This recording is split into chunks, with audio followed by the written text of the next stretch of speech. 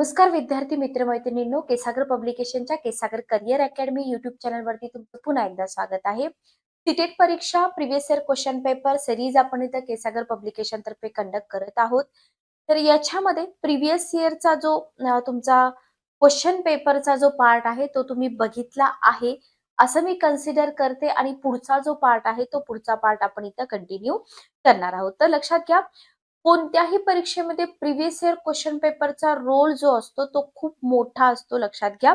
आणि जोपर्यंत तुम्ही प्रिव्हियस इयर क्वेश्चन पेपर अभ्यासत नाही तोपर्यंत तुम्हाला येणाऱ्या परीक्षेचा अंदाज येत नाही की कशा पद्धतीने क्वेश्चन विचारले जाऊ शकतात. सो आतापर्यंत झालेले सगळे क्वेश्चन पेपर मराठी भाषा, सीटेट संपूर्ण मराठी भाषा, अध्यापन शास्त्र व आकलन पर उतारे, तर हे जे आपलं पुस्तक आहे केंद्रीय शिक्षक पात्रता मराठी भाषा पेपर 1 व पेपर 2 चा नवीन अभ्यासक्रम आणि पूर्वीच्या पेपर्स मधील प्रश्नोत्तरांच्या आधारे लेखन केलेला दर्जेदार यशोदायी संदर्भ 750 प्रश्न 52 आकलन पर उतारे इथं तुम्हाला स्पष्टीकरणासहित मिळत आहेत. लक्षात घ्या, लेखक आहेत शशिकांत अन्नदाते सर, स्वाती शेटे मॅडम. याच्यामध्ये तुम्हाला नवीन अभ्यासक्रमानुसार चर्चात्मक वस्तुनिष्ठ मांडणी, आकृत्या, तक्ते, पॉइंट्सद्वारे परीक्षाभिमुख विवेचन, पीवायक्यू मधून सराव, अचूकता, संकल्पना स्पष्टता, टेट, टीईटी, केव्हीएस, एनव्हीएस भरतीसाठी सुद्धा हे पुस्तक तुम्हाला अतिशय उपयोगी आहे. पुस्तक कसं परचेस करायचं, ऑफिशियल वेबसाईटवर जाऊन तुम्ही करू शकता किंवा डिस्क्रिप्शन बॉक्समध्ये तुम्हाला पुस्तकाची लिंक मिळेल, त्या लिंक वरती जाऊन सुद्धा तुम्ही पुस्तक परचेस करू शकता. आणि जर तुम्ही पुण्यात असाल तर केसागर बुक हाऊसला भेट देऊन पुस्तक परचेस करू शकता. ठीक आहे, ओके. चला, तर पाठीमागच्या सेशन मध्ये आपण काय बघितलं होतं बघा. पाठीमागच्या सेशन मध्ये आपण जो आपला पहिला पेपर आहे तो बघितला होता. आता ह्या पहिल्या पेपर मध्ये जेवढे काही क्वेश्चन होते ना, या क्वेश्चनचे एक्सप्लेनेशन तुम्हाला पुस्तकामध्ये मिळत आहेत. बघून घ्या, एक्सप्लेनेशन जे आहेत ना ते पुस्तकामध्ये मिळत आहे. ठीक आहे, ओके. बघा, तर आपला पहिला क्वेश्चन होता स्पष्टीकरण. बघा, सीटेट डिसेंबर 2024 पेपर 1 मराठी भाषा 1 पहिला क्वेश्चन होता डिस्प्लेसमेंट वरती स्थानांतरण. तर इथं तुम्हाला डिस्प्लेसमेंट बद्दल सांगितलेलं आहे की हे मानवी भाषेचं असं वैशिष्ट्य आहे की ज्याच्यामुळे व्यक्ती भूतकाळ, भविष्यकाळ किंवा सध्याच्या काळात अस्तित्वात नसलेल्या गोष्टींबद्दल बोलू शकतो. ठीक आहे, ओके. आता हे जे एक्सप्लेनेशन आहे ना, एक्सप्लेनेशनचा फायदा काय होतो, जे पुस्तकामध्ये तुम्हाला दिले तो कधी कधी आपण प्रिव्हियस इयर क्वेश्चन पेपर अभ्यासाला जास्त टिक मार्क करून पुढे जातो. ठीक आहे, तर असं करू नका. क्वेश्चन रिपीट होत आहेत. ओके, तो क्वेश्चन रिपीट होत आहेत म्हटल्यानंतर आपण ही जी संकल्पना आहे, हे जे कंटेंट आहे ते आपण व्यवस्थित अभ्यासलं पाहिजे. वाचलं नाही म्हणत मी, अभ्यासलं पाहिजे. म्हणून तुम्हाला पुस्तकामध्ये, पुस्तकाचं वैशिष्ट्यच हे आहे की पुस्तकामध्ये इच अँड एव्हरी क्वेश्चनचं एक्सप्लेनेशन तुम्हाला दिलेलं आहे. Okay, clear. त्याच्यानंतर बघा, तुम्हाला स्टीफन क्राशेनच्या नियमावरती एक क्वेश्चन होता इनपुट हायपोथेसिस वरती. आता हे जे इनपुट हायपोथेसिस आहे ना, हे इनपुट हायपोथेसिस म्हणजे काय हे तुम्हाला इथे दिलेलं आहे. इनपुट हायपोथेसिस आणि झोन ऑफ प्रॉक्सिमल डेव्हलपमेंट, ज्याला झेडपीडी सिद्धांत म्हणतो, याच्यावरती एक क्वेश्चन होता आपला. तर हे जे सिद्धांत आहेत हे दोन्ही सिद्धांत शिक्षणातील इनपुट आणि विद्यार्थ्यांच्या विद्यमान क्षमतेपेक्षा थोडे उंच स्तरावरील शिकवण्याच्या संधीवर भर देतात. हे तुम्हाला एक्सप्लेनेशन मध्ये सांगितलंय. म्हणजे जर पुढे जाऊन तुम्हाला वेगोत्स्की किंवा स्टीफन क्राशेनचा नियम आला किंवा झेडपीडी वरती काही क्वेश्चन आला तर तुम्हाला इथं अडचण येणार नाही. ठीक आहे, ओके, क्लिअर. क्राशेनच्या मते शिकणाऱ्याला अशा भाषिक इनपुटचा अनुभव द्यावा जो त्याच्या सध्याच्या पातळीपेक्षा अधिक असतो पण त्याला समजतो. लक्षात घ्या, ओके. आणि वेगोत्स्कीच्या मते शिकणारा मार्गदर्शनाने अशी कार्य करू शकतो जी तो स्वतः करू शकत नाही पण इतरांच्या मदतीने ते शक्य होतं. म्हणजे दोन्ही शिकण्याच्या प्रक्रियेमध्ये मार्गदर्शन, सहाय्य आणि योग्य पातळीवर आवाहन यावर भर देतात. सो व्यगोत्स्की आणि क्राशेन यांच्याबद्दलचं हे जे कंटेंट तुम्हाला इथं दिलेलं आहे ना, हे खूप जास्त इम्पॉर्टंट आहे आणि पुढे जाऊन याच्यावरती तुम्हाला 100% क्वेश्चन येऊ शकतात. लक्षात घ्या, ओके. त्याच्यानंतर बघा, उत्पादक शब्दसंग्रह, प्रोडक्टिव्ह वोकॅब्युलरी वरती एक क्वेश्चन होता तुमचा. तर उत्पादक शब्दसंग्रह म्हणजे कसला शब्दसंग्रह, जो व्यक्ती स्वतःच्या बोलण्यात किंवा लेखनामध्ये सक्रियपणे वापरते. हा शब्दसंग्रह म्हणजे व्यक्तीची सक्रिय शब्द संपत्ती असते. याला ऍक्टिव्ह व्होकॅब्युलरी असं म्हटलं जातं. ठीक आहे, ओके, क्लिअर. त्याच्यानंतर व्याकरण अनुवाद पद्धतीवरती एक क्वेश्चन होता, ग्रामर ट्रान्सलेशन मेथड. इथं तुम्हाला दिलेलं आहे की भाषा शिक्षणामध्ये व्याकरणाचे नियम, अनुवाद आणि लेखी सराव याच्यावर भर असतो. आणि या पद्धतीमध्ये जो आपला क्वेश्चन होता की थेट दुसऱ्या भाषेत बोलत नाही, तर मातृभाषेच्या माध्यमातून जी दुसरी भाषा असते ती दुसरी भाषा समजून घेतात. ठीक आहे, ओके. स्वतःच्या विचारांबद्दल विचार करणे, आपल्या शिकण्याच्या किंवा समजण्याच्या प्रक्रियेची जाणीव असणे, यालाच अधिज्ञानात्मकता म्हणतात. तर अधिज्ञानात्मकतेवरती एक क्वेश्चन होता, लक्षात घ्या. त्याच्यानंतर तुम्हाला समाज भाषा विज्ञान याच्यावरती एक क्वेश्चन होता. तर समाजातील स्तर, वर्ग, शिक्षण, आर्थिक स्थिती इत्यादीमुळे भाषेच्या वापरामध्ये फरक पडतो आणि हेच समाज भाषा विज्ञान या शाखेचं मूळ निरीक्षण आहे. त्याच्यानंतर तुम्हाला मल्टीलिंग्वल एज्युकेशन वरती एक क्वेश्चन होता. त्याचं देखील एक्सप्लेनेशन पुस्तकामध्ये दिले की बहुभाषिक शिक्षणाचा मुख्य सिद्धांत काय आहे, की मुलांनी शिक्षणाची सुरुवात कुठून करायची आहे, तर मातृभाषेपासून करायची आहे. ठीक आहे, ओके. कुठून करायची आहे, मातृभाषेपासून करायची आहे, लक्षात घ्या. कारण त्यांना त्याच्याद्वारे समाज, आत्मविश्वास आणि विचारशक्ती विकसित करण्यात मदत होते. आणि त्याच्यानंतर मग ते प्रदेश भाषा असतील, राष्ट्रीय भाषा असतील, इंग्रजी भाषा शिकवाव्यात. Okay, clear. त्याच्यानंतर तुम्हाला एलएडी वरती एक क्वेश्चन होता.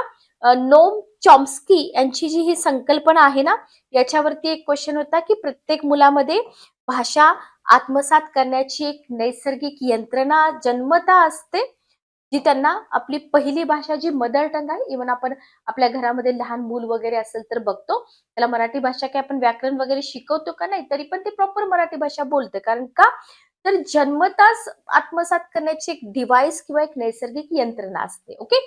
आणि इथे तुम्हाला एलएडीचे मुख्य मुद्दे दिलेले आहेत जे विचारले जाऊ शकतात पुढे जाऊन, की मुलं आपोआप त्यांच्या प्रथम भाषेचं व्याकरण आणि नियम आत्मसात करतात. आपण शिकवतो का, आपण लहान मुलांना म्हणतो का की आपली ही मातृभाषा आहे आणि याचं व्याकरण आपण शिकवायला चालू करतो का, नाही. घरातल्या वातावरणामध्ये ते मूल आपोआप ती भाषा आत्मसात करतं.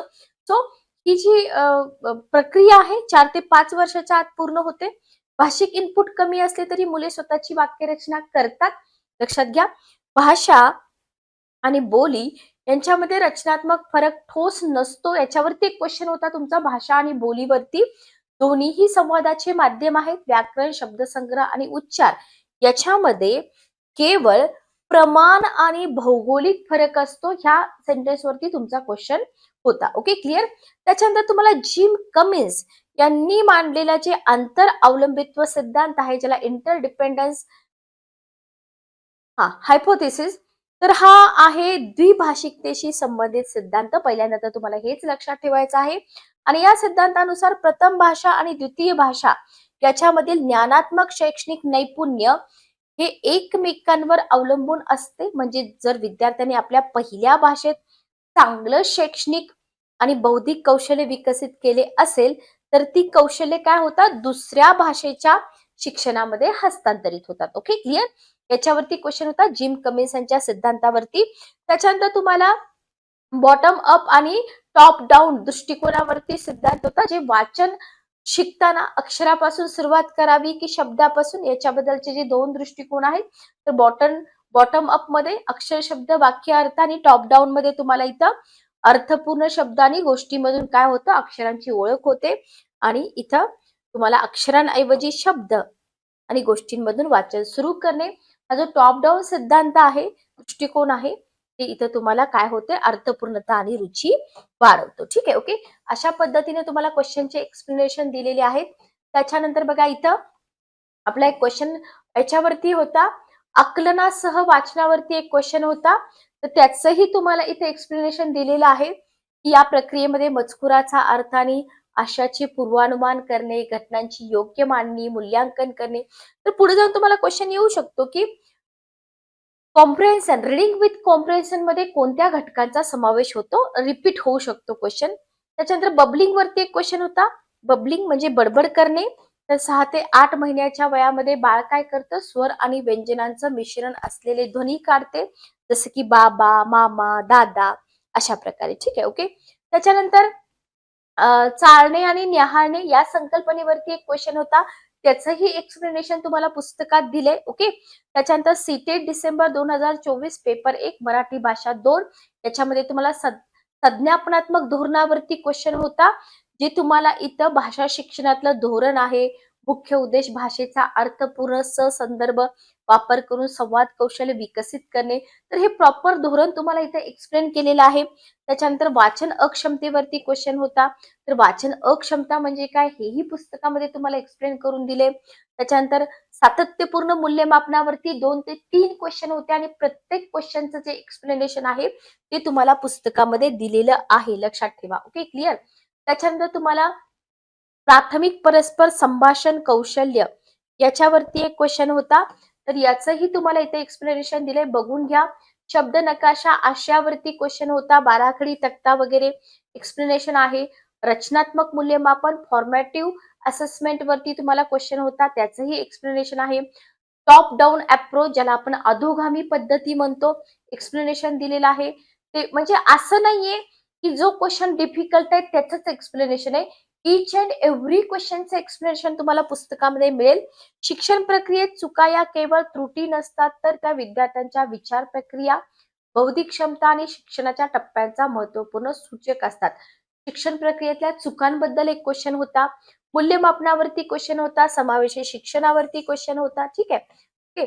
त्याच्यानंतर तुम्हाला कशावरती क्वेश्चन होता, ब्लूमच्या वर्गीकरणावरती, बाल साहित्यावरती, लोककथेवरती, स्टीफन क्राशेन यांची भाषा शिक्षणाची जी प्रक्रिया आहे 2 भागात विभागलेली, तेही तुम्हाला इथे एक्सप्लेन केलेत. आत्मसात करणे आणि शिकणे याच्यावरती क्वेश्चन होता. त्याच्यानंतर मराठी भाषा 1 पेपर 2 साधनांची अधिकृतता म्हणजे काय, हे प्रॉपर तुम्हाला इथे एक्सप्लेन करून दिलेलं आहे, ज्याच्यावरती क्वेश्चन दिलेला होता. त्याच्यानंतर बघा, एक क्वेश्चन पुढचा आपला होता कशावरती, भाषा शिकण्याच्या भाषा शिकण्याची जी कौशल्य आहेत, लिसनिंग, रीडिंग, स्पीकिंग आणि रायटिंग, हे तुम्हाला प्रॉपर इथे एक्सप्लेन करून दिलेलं आहे. त्याच्यानंतर तुम्हाला ऊर्ध्वगामी पद्धतीवरती क्वेश्चन होता, नैमित्तिक प्रेरणा असेल, त्याच्यानंतर प्रकल्प कार्य असेल. ओके, या सगळ्यावरती क्वेश्चन होते. सगळ्याचे एक्सप्लेनेशन तुम्हाला इथं मिळत आहेत, बघून घ्या. पोर्टफोलिओ असेल, त्याच्यानंतर क्लासिकल लँग्वेज असतील, ओके, निर्देशक ज्ञान असेल. तर असं पुस्तक तुम्हाला मिळणं खूप कठीण आहे की ज्याच्यामध्ये तुमच्या प्रत्येक क्वेश्चनचे एक्सप्लेनेशन दिलेलं आहे. आणि हे महत्वाचं का आहे, तर प्रिव्हियस इयर क्वेश्चन रिपीट होतात, लक्षात ठेवा. Okay, clear. चला, अशा पद्धतीनं पाठीमागच्या क्वेश्चनचं एक्सप्लेनेशन मी तुम्हाला इथं सांगितलं. आता आज आपण काय करणार आहोत, इथं आपला जो पुढचा क्वेश्चन, आकलन पर उतारे. बघा, उतारे सीटेट मराठी भाषा मागील प्रश्नपत्रिकेतील आकलन पर उतारे, स्त्रियांवरील 390 प्रश्न स्पष्टीकरणासहित. आता इथं बघा, बऱ्याच विद्यार्थ्यांचा प्रश्न असतो की आधी उतारा वाचायचा का आधी प्रश्न वाचायचा. सो मी इथे एक मेथड तुम्हाला सांगेन, आधी उतारा वाचा, पण कशा पद्धतीने वाचायचा ते पण मी तुम्हाला इथे सांगते. सो उतारा तुम्ही वाचताय, तुमच्या हातामध्ये पेन आहे, तुम्हाला या उतारे वाचून 1 ते 5, 1 ते 9 क्वेश्चनचे आन्सर द्यायचे. बघा, उतारा आहे की लग्नानंतर एकदा आईच्या घरी गेले तेव्हा झाडं अगदी बेचैन झाल्यासारखी वाटली, उदास वाटली. जिथं जिथं सेंटेन्स संपतंय तिथे तिथं ब्रॅकेट करा. त्याची जणू वाढच खुंटली होती, ब्रॅकेट करा. अशी कंटाळलेली झाडं मी कधीच पाहिली नव्हती, ब्रॅकेट करा. मला पूर्वी कधीतरी वाचलेली एक आदिवासींची कथा आठवली, ब्रॅकेट करा. जंगलात राहणाऱ्या एका आदिवासी समाजात एक प्रथा आहे, ब्रॅकेट करा. जिथं जिथं फुल स्टॉप आहे ते ब्रॅकेट करा. याचा फायदा मी तुम्हाला सांगते. एखादं झाड त्यांना नको असेल तर ते तोडून छाटून नष्ट करत नाहीत, ते सगळे मिळून, आता ह्याचा तेचा इथं तुम्ही अर्थ कायम लक्षात ठेवा की आदिवासी, बरोबर, सगळे मिळून रोज नको असलेल्या झाडाजवळ जातात, त्याला मनसोक्त शिवीगाळ करतात, दूषण देतात. ठीक आहे, दूषण देतातला अंडरलाईन करा. हळूहळू ते झाड आपोआप सुकून मरून जातं. आता जिथे जिथे मी अंडरलाईन केले, लक्षात ठेवा पुढे त्याचा फायदा काय होतो ते. त्याच्यानंतर बघा, झाडांना बोलता येत नसलं तरी भाषा समजते, अंडरलाईन करा, सॉरी, ब्रॅकेट करा. आर्ट ऑफ लिव्हिंग याला अंडरलाईन करा, आर्ट ऑफ लिव्हिंग. शिकलेली माझी एक मैत्रीण तासनतास झाडांशी बोलते, त्यांची चौकशी करते, त्यांना थोपटते, गोंजारते. ठीक आहे, ओके. अनेकदा स्वतःचं मन झाडांपाशी मोकळंही करते. ती म्हणते झाडांना कधीच रागवण्याची किंवा मारण्याची वेळ येत नाही, ती तशी शहाणीच असतात.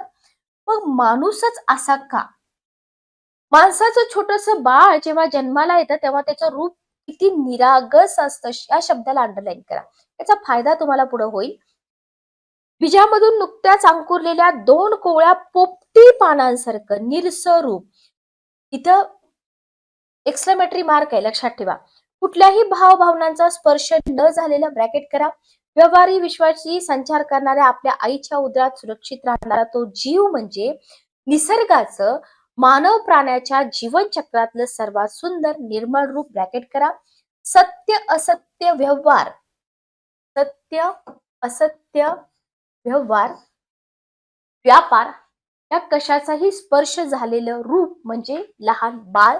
ओके, असं इथं म्हटलेलं आहे. त्यालाही सत्यच प्रिय असतं का? त्याच्या दृष्टीने सत्य म्हणजे कोण? त्याची माता. अंडरलाईन करा या सेंटेन्सला. निसर्गाच्या विलक्षण निकट असलेली किंबहुना निसर्गाशी प्रामाणिक असलेली त्याची आई. ब्रॅकेट करा. अंकुरणाच्या बीजाला जशी माती तशी तानुऱ्याला माता. जसं मूल मोठं होतं तसं या व्यवहारी जगात तरबेजपणाने जगणारी माणसं, त्याच्या अवतीभोवतीचे आपण सगळेच त्याला निसर्गापासून दूर नेतो. प्रत्येक सजीवाला आतला आवाज असतो, त्याच्यातल्या संजीवनतेचं चैतन्याचं ते रूप असतं. प्रत्येक सजीवाला मूलतः त्या आतल्या आवाजाचं आकर्षण असतंच, पण दिवसागणिक वाढणाऱ्या त्या बाळाला आपण प्रयत्नपूर्वक व्यवहारी जगामध्ये खेचतो आणि इथली मूल्य फारच वेगळी असतात. इथलं जीवन व्यवहारमय झालेलं असतं. ठीक आहे. आता हे जे ब्रॅकेट केलेत ना, याचा फायदा होतो. समजा आता क्वेश्चन 1 ते 9 क्वेश्चन मधले 100% 5-6 क्वेश्चन असे असणार आहेत की ज्याच्यासाठी तुम्हाला पुन्हा उतार्याकडे वळावं लागणार नाही. बरोबर. 1-2 क्वेश्चन कॉम्प्लिकेटेड असतील, त्याच्यासाठी तुम्ही पुन्हा उतार्याकडे वळू शकता. पण इथे तुमचा वेळ जास्त जाणार नाही, कारण आपण ब्रॅकेट केले. ब्रॅकेट केल्यामुळे तुम्ही पटकन हायलाइट करू शकता. लक्षात घ्या. बघा, आता पहिला क्वेश्चन आहे की बाळाला आपण प्रयत्नपूर्वक व्यवहारी जगामध्ये खेचतो. इथं तुम्हाला अधोरेखित शब्दाचं व्याकरण ओळखा म्हटलंय. साधित क्रियापद, प्रयोजक क्रियापद, सकर्मक क्रियापद, अकर्मक.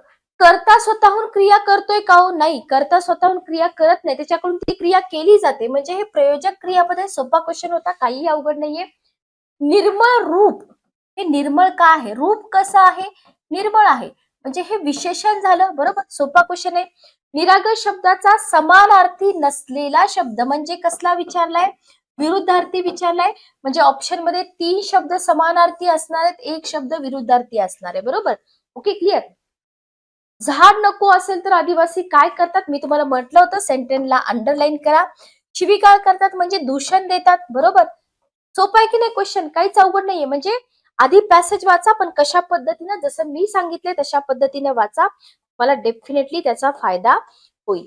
त्याच्यानंतर बघा, त्याच्यानंतर पण दिवसागणिक वाढणाऱ्या त्या बाळाला यातील अधोरेखित काय आहे? आता इथं बघा, हा क्वेश्चन जेव्हा तुम्ही वाचता तेव्हा पण या शब्दावरती फोकस करा. ठीक आहे. न्यूनत्व बोधक काव्य आहे. ओके, पण, परंतु, न्यूनत्व बोधक आहे. काही अवघड आहे का? काहीच अवघड नाहीये. बाळाच्या दृष्टीने एकमेव सत्य म्हणजे कोण? त्याची आई. बरोबर, किती सोपे आहेत बघा हे. लेखिकेची मैत्रीण काय करत नाही म्हटलंय. काय करत आहे तेही ऑप्शन मध्ये असेल, काय करत नाही तेही ऑप्शन मध्ये आहे. बरोबर, तर झाडांना रागवत नाही ती. ओके, लेखिकेच्या मते बाळ जन्माला आल्याबरोबर कसं दिसतं? कोवळ्या पोपटी पानांसारखं. जावं लागलं का आपल्याला पॅसेजकडे परत? अजिबात नाही, आपण पॅसेजच तेवढा चांगल्या पद्धतीने वाचलाय. ओके, पुढीलपैकी विरुद्ध अर्थ देणारी शब्दजोडी ओळखा. इथं घाई करायची नाही, काय विचारलंय ते बघायचंय. व्यापार, व्यवहार, सुंदर, निर्मळ, भावभावना समानार्थी आहेत, ही आहे विरुद्धार्थी. ओके, त्याच्यानंतर आता बघा, इथं तुम्हाला इच अँड एव्हरी क्वेश्चनचे एक्सप्लेनेशन दिले बरं का, बघून घ्या. इथं तुम्हाला प्रयोजक क्रियापद म्हणजे काय सांगितलंय, निरागस बद्दल सांगितलंय. तर प्रत्येक प्रश्नाचं एक्सप्लेनेशन इथं तुम्हाला दिलेलं आहे. याच्यानंतर आहे आपला पुढचा क्वेश्चन, पुढील कविता वाचा. कवितेवरती क्वेश्चन आहे, लक्षात घ्या. कविता वाचा. प्रश्न क्रमांक 10 ते 15 याच्यासाठी योग्य पर्यायाची निवड करा. बघा, रात्र अशी सुनसान, रात्र अशी सुनसान, उदासी घेऊन या पाऊस आला. रात्र अशी सुनसान, उदासी घेऊन या पाऊस आला. ब्रॅकेट करा. तुझ्या घरावर कौलावर असेल बरसत यावेळी, हाक तुझी भिजलेली ओली घेऊन या पाऊस आला. ओके, पुस्तकात मिटून सुकलेले फूल कोणीतरी ठेवी येले, तशा स्मृती मिटलेल्या हव्या घेऊन या पाऊस आला. ठीक आहे. घेतलास तू निरोप माझा, तेव्हा मिटल्या डोळ्यांनी मौन तुझे ओतंबून भरले घेऊन या पाऊस आला. ठीक आहे. आता इथं पण आपण ब्रॅकेट केलेलं आहे, लक्षात घ्या. क्वेश्चन बघा, आलेला पाऊस पुढीलपैकी काय घेऊन आलेला नाही? चला, क्वेश्चन बघा, काय घेऊन आलेला नाही? व्याकुळ डोळे, ओथंबलेले मन, भिजलेली हाक, आनंदाचे गाणे. उत्तर काय येईल बघा. वेळ देते मी तुम्हाला, चॅट बॉक्स मध्ये किंवा कमेंट बॉक्स मध्ये उत्तर द्या. खूप सोपे क्वेश्चन आहेत बघा, जास्त काही अवघड नाहीयेत. चला, क्वेश्चन नंबर 10. पाऊस व्याकुळ डोळे घेऊन आलेला आहे, बरोबर. ओथंबलेले मन, भिजलेले हाक, आनंदाचं गाणं नाही घेऊन आलेलं, बरोबर. तुझ्या घरावर कौलावर, घरावर कौलावर असेल बरसत, यातील अधोरेखित शब्दाचे व्याकरण ओळखा. किती सोपा क्वेश्चन आहे बघा. चला, सोपा क्वेश्चन आहे. शब्दयोगी अव्यय, बरोबर. शब्दाला जोडून येणारे जे अविकारी शब्दयोगी अव्यय, बरोबर. नामांना सर्वनामांना जोडून येतात बोलल्यावर, आल्यानंतर. इथं उत्तर येईल तुमचं शब्दयोगी अव्यय. त्याच्यानंतर बघा, कवीच्या मते आलेला पाऊस कशाचं प्रतीक आहे? उदासीनतेचा आहे, बरोबर. इथं आनंदाचा कुठेही उल्लेख नाही. कविता वाचतानाच लक्षात येतं, बरोबर, की कवी उदास आहे. नेक्स्ट क्वेश्चन बघा. बघा, इथं पण हे सगळं एक्सप्लेनेशन दिलेलं आहे तुम्हाला, त्याच्यामुळं टेन्शन घ्यायचं कारणच नाहीये. पुढचा प्रश्न बघा, मौन तुझे ओथंबून भरले, यातील ओथंबून म्हणजे काय? अर्थ विचारलाय. ओथंबून म्हणजे काय? काठोकाठ, बरोबर. काठोकाठ. घेऊन या पाऊस आला, यातील पाऊस काय आहे? चांगला क्वेश्चन आहे बघा. पाऊस काय आहे? समूहवाचक नाव नाही की नाही, नाम आहे, फक्त नाम आहे. प्रस्तुत कवितेतून कवीने काय व्यक्त केलं आहे? किती चांगला क्वेश्चन आहे. विरह भावना, वाचतानाच लक्षात येतं. ओके, तर सोपे होते क्वेश्चन, फक्त फॉर्मॅट माहित पाहिजे की अशा पद्धतीनं सीटेट मध्ये कविता येतात किंवा पॅसेजेस विचारले जातात. ठीक आहे. ओके, चला, त्याच्यानंतर बघा, मराठी भाषा 2.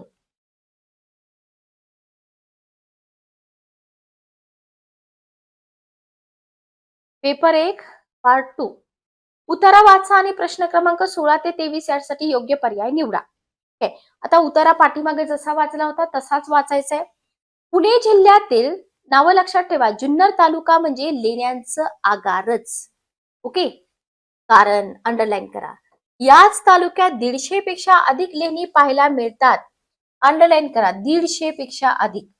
त्या आजूबाजूच्या डोंगरांच्या पोटात खोदलेल्या दिसतात लेणी. यातील बहुतांश लेणी हीनयान बौद्ध पंथाच्या, तुम्ही बघितले पण असतील लेणी, आणि बौद्ध पंथाच्या आणि 3ऱ्या शतकातील असल्याचे इतिहासकारांचे मत आहे. 3रं शतक, अंडरलाईन करा. असाच एक लेणी समूह मानमोडी डोंगराच्या, मानमोडी डोंगर अंडरलाईन करा, पोटात खोदलेला आहे. तसं पाहिलं तर या मानमोडी डोंगरात 3 लेणी समूह आहेत. 3ही लेणी समूह अतिशय देखणे आहेत. अंबा अंबिका भूतलेणी अंडरलाईन करा, आणि भीमाशंकर या लेण्या म्हणजे मानवी कलात्मकतेचा सर्वोत्कृष्ट आविष्कार. ब्रॅकेट करा. पोल्ट्री पासून चढण्यास सुरुवात केली की साधारण अर्ध्या तासात आपण अंबा अंबिका लेण्यांशी पोहोचतो.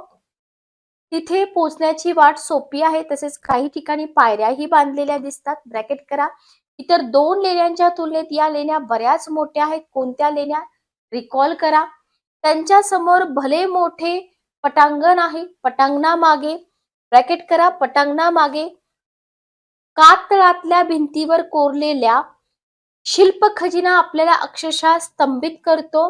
या लेणींमध्ये सर्वप्रथम आढळते ती स्वच्छता आणि शांतता.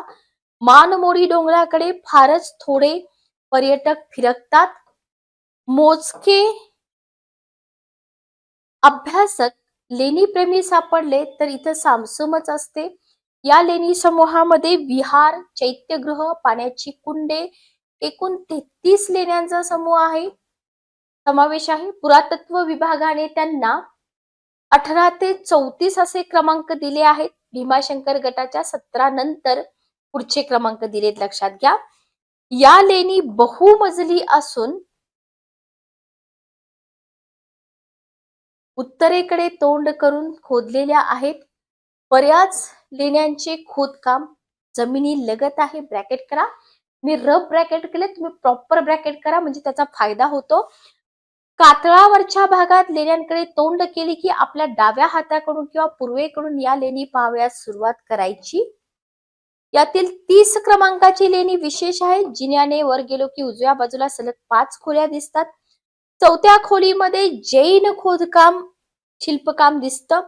इतिहास अभ्यासकांच्या मते ही शिल्पे जैन तीर्थंकर नेमिनाथ, 24 तीर्थंकरांपैकी नेमिनाथ या आणि जैन देवतेची आहे. या देवीच्या नावावरून या गटाला अंबा अंबिका नाव दिल्याचं सांगितलं जातं. पण काही इतिहासकार थेट महाभारतातील अंबा अंबिका या पात्रांचे दाखले देतात. पण हे लेणे मात्र बौद्धकालीनच. ओके. मुख्य चैत्यगृहाच्या भिंतीवर गवाक्ष कमान, खांब या साऱ्यांवर 10 मोठे ब्राह्मी लिपीतील लेख कोरलेले असे अभ्यासक सांगतात. ठीक आहे. पण कालावघात आणि संवर्धनाच्या कामात आता फक्त 8च लेणी शिल्लक आहेत. या साऱ्या लेखातून लेण्यांच्या निर्मितीबाबत तसेच दान धर्माबाबत माहिती मिळते.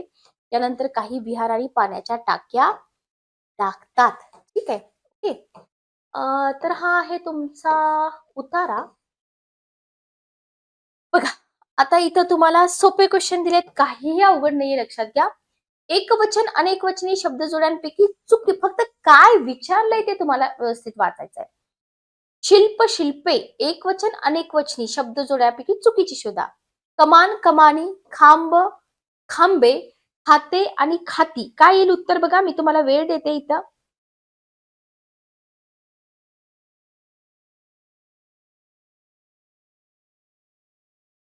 एक खांब, अनेक खांब, बरोबर. खांब, खांबे येणार नाही. संचय, संग्रह करण्याचे ठिकाण या शब्दांचा समानार्थी शब्द. आगार, विहार, माघार, लेणी. आगार बरोबर, साठवणूक बरोबर. मत्स्यागार, जलागार, ग्रंथालय म्हणजे भांडार, कोठार. ठीक आहे. आगार. जुन्नर तालुक्यातील लेणी कोणत्या शतकातील आहेत? मी अंडरलाईन केलं होतं, 3ऱ्या शतकातील आहेत म्हणून अंडरलाईन करायचं, लक्षात ठेवा. ठीक आहे. ओके.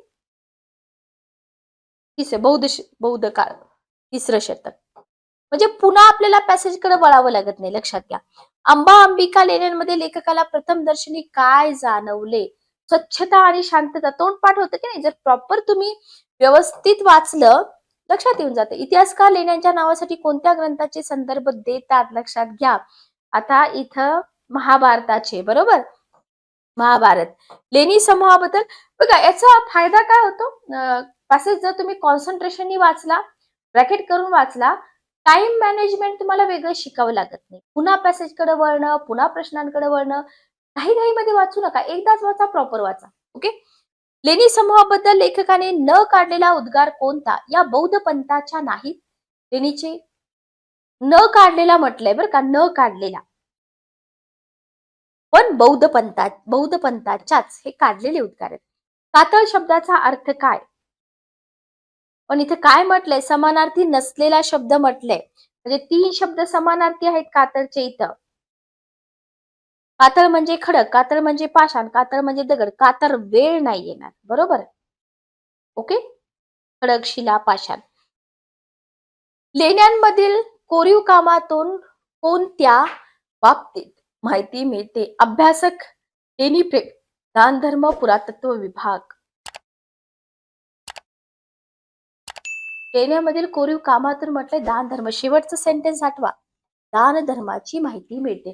तर मला सांगा, आतापर्यंत जस्ट 1 मिनिट थांबा, आतापर्यंत जेवढा भाग आपण इथं शिकलो, अभ्यासलो सॉरी, याच्यामध्ये डिफिकल्टी लेवल तुम्हाला कशी वाटली? जास्त नाहीये, पण प्रॅक्टिस पाहिजे. ठीक आहे. जितकी जास्त तुम्ही प्रॅक्टिस कराल तितका तुमचा स्पीड जो आहे ना इथं वाढून जाईल. नेक्स्ट बघा, पुढील उतारा वाचा आणि प्रश्न क्रमांक 24 ते 30 यासाठी योग्य पर्यायाची निवड करा. दह्याची पौष्टिकता दुधाइतकीच असली तरी त्यातील प्रथिने दुधापेक्षा लवकर पचली जातात. बघा, दह्याची पौष्टिकता दुधाइतकीच असली तरी यातील प्रथिने दुधापेक्षा लवकर पचली जातात. साधारणतः 30 ते 50 ग्रॅम एवढे दही दुपारच्या वेळी खाणे हितकारक असते. दही करताना साधारणतः अर्धा लिटर दुधामध्ये हे जे क्वांटिटी दिलेली आहे ना, हे पण लक्षात ठेवा. 1 मोठा चमचा विरजण घालावे. ओके. ते विरजण ताज्या दह्याचे असावे. विरजणावर दह्याचा स्वाद अवलंबून असतो. जर विरजण मधुर आंबट असेल तर होणाऱ्या दह्याची चव ही आंबट गोड असते. सुगंध पण चांगला असतो. तसा नेहमी ताजे दही आहारात वापरावे, जे म्हणजे ते आरोग्याला बाधत नाही. उन्हाळ्यामध्ये दही पटकन तयार होते, तर थंडीमध्ये दही तयार होण्यास उशीर लागतो. ठीक आहे. ब्रॅकेट करा. उन्हाळ्यात 7 ते 8 तासांमध्ये दही लागते. बघा, तर इथं जे तुम्हाला हे फिगर्स दिलेले असतात, आकडे दिलेले असतात, ह्याच्यामुळेच कन्फ्युजन होतं. लक्षात घ्या. याच्यावरतीच आपण व्यवस्थित भर देणं गरजेचं असतं. ठीक आहे. ओके. तर हिवाळ्यात 14 ते 15 तास लागतात. उन्हाळ्यात किती तास लागतात? हिवाळ्यात किती तास लागतात? अशा प्रकारे ताजे दही आहारात वापरावे. फ्रीजमध्ये ठेवून किंवा अति आंबट झालेले थंड दही आहारात वापरू नये. त्याच प्रकारे बाहेरचे विकत घेतलेले दही आहारात वापरू नये. अनेक वेळा विकतच्या दह्यामध्ये भेसळ असण्याची शक्यता असते. हे दही टिकवण्यासाठी परिरक्षकाचा वापर करतात, आरोग्यास घातक असतात. त्याने रक्त व पित्त दूषित होऊन आम्लपित्त, सर्दी, खोकला असे अनेक आजार होतात. दह्यात प्रथिने, जीवनसत्वे, खनिजे, लोह, कॅल्शियम, नैसर्गिक मूलद्रव्ये जेवढी दिले तेवढी लक्षात ठेवा. पुढे क्वेश्चन मध्ये विचारले जाऊ शकतात. दुधाचे दही बनविताना त्यात निर्माण होणारे शरीरास आवश्यक असलेले लॅक्टोबॅसिलस हे आरोग्यासाठी महत्वाचे असतात. हे उपयुक्त जंतू आतड्यामध्ये गेल्यावर तेथील हानिकारक जंतूंना नष्ट करतात. पचनास आवश्यक उपयुक्त बॅक्टेरियांची निर्मिती करतात. दही त्वचा स्निग्ध मऊ बनवते. दही खायचे असेल तर मधुर ताजे दही दुपारच्या वेळात खावे किंवा दह्याचे ताक करून प्यावे. असे ताक पचनशक्ती वाढवणारे असते. ताक हे नक्कीच दह्यापेक्षा जास्त गुणकारी आहे. दह्याऐवजी त्यापासून निर्माण होणारे ताक हे आरोग्यास उपयुक्त आहे. दही घुसळून त्यात पाणी घालून ताक बनवावे. ताक हे अग्निदीप. आता बघा, मी तुम्हाला इथे इच अँड एव्हरी सेंटेन्स वाचून दाखवते, पण काही उतारे सोपे असतात. त्याच्यातले सेंटेन्स फक्त नजरेखालून पटापट घालवणं गरजेचं असतं. Okay, clear? तर ह्या ट्रिक्स आणि टॅक्ट आहेत, लक्षात घ्या. जिथं जिथं महत्वाचं आहे तिथं तिथं तुम्ही थोडस फोकस करा. आता जसं अग्निदीपक इथे शब्द दिलेला आहे, बरोबर. त्याच्यानंतर तुम्हाला इथं काय दिले, याच्या लॅक्टोबॅसिलस, याच्यावरती तुम्ही फोकस करा. ठीक आहे. ओके. तर पॅरेग्राफ खूप लेंदी असतात. कशावरती भर दिला पाहिजे, काय केलं पाहिजे, हे आपण प्रॅक्टिसने समजू शकतो. ठीक आहे. Okay, clear? चला बघा, तर इथं हा तुमचा पॅरेग्राफ आहे.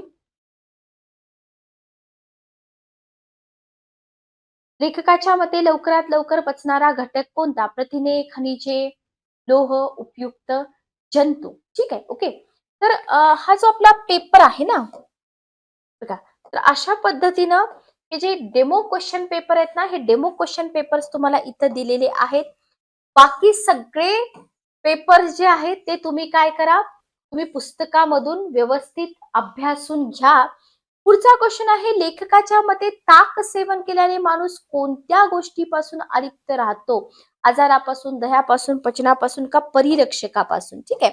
पुढचा क्वेश्चन आहे, सर्दी, खोकला असे अनेक आजार, अनेक काय आहे? विशेष नाम आहे, सामान्य नाम आहे, विशेषण आहे, क्रियापद आहे. ठीक आहे. पुढील पैकी सामान्य नाम नसलेला पर्याय शोधा. जंतू, मनुष्य, जीव, ताक. ठीक आहे. ओके. दह्यात आढळणाऱ्या तत्वापैकी बघा, म्हणजे बघा, तर अशा पद्धतीने इथं तुम्हाला काय केलेले आहेत, क्वेश्चन प्रॉपर दिलेले आहेत. प्रत्येक प्रश्नाचे एक्सप्लेनेशन तुम्हाला इथं दिलेलं आहे, लक्षात ठेवा. आणि हे पुस्तक तुमच्या सीटेट परीक्षेसाठी अतिशय उपयोगी पडणार आहे. पुस्तक मागवताना काही अडचण आली, ज्या काही शंका असतील तर तुम्ही कमेंट बॉक्समध्ये विचारू शकता. डिस्क्रिप्शन बॉक्समध्ये तुम्हाला पब्लिकेशनचा नंबर मिळून जाईल. पब्लिकेशनच्या नंबरवरती कॉल मेसेज तुम्ही करू शकता आणि डायरेक्ट परचेस करायच्या लिंकवरून तुम्हाला पेमेंट ऑप्शन वगैरे तिथं मिळून जातात. तुम्हाला तिथं पेमेंट करावं लागतं. 7 ते 8 दिवसामध्ये पुस्तक तुम्हाला मिळून जातं. तर सेशन कसं वाटलं कमेंट करून नक्की सांगा. तुमचे काही इथं मतं असतील सेशन सिरीज जर चालू ठेवण्याबद्दल तसंही तुम्ही कमेंट करू शकता. भेटूया नेक्स्ट सेशनमध्ये. Good day. Take care.